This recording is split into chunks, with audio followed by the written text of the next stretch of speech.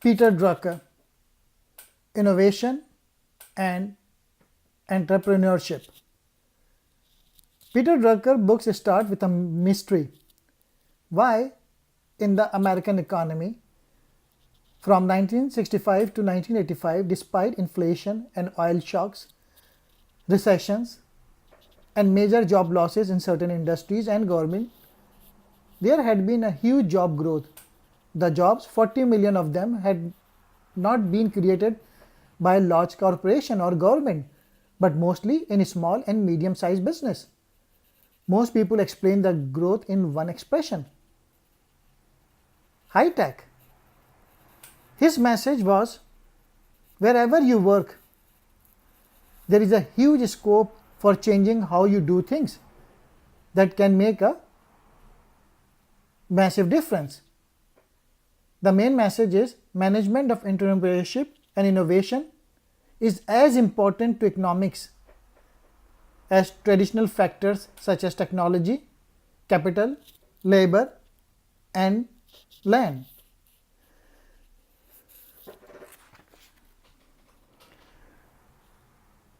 General Electric in America and the retailer Marks and Spencer in UK are both big companies which have strong records of creating new value.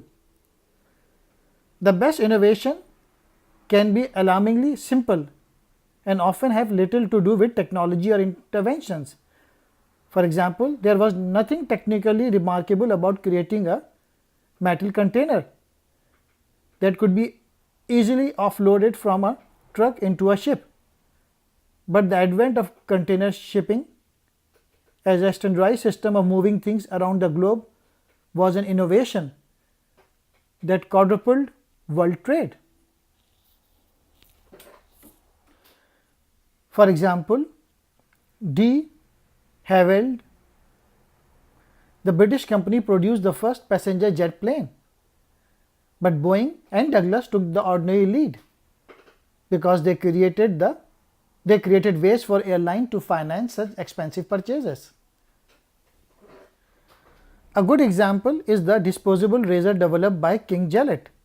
Prior to it, shaving was a time-consuming and difficult business, best left to barbers, if you could afford them. People do not buy products, they buy what the product can do for them.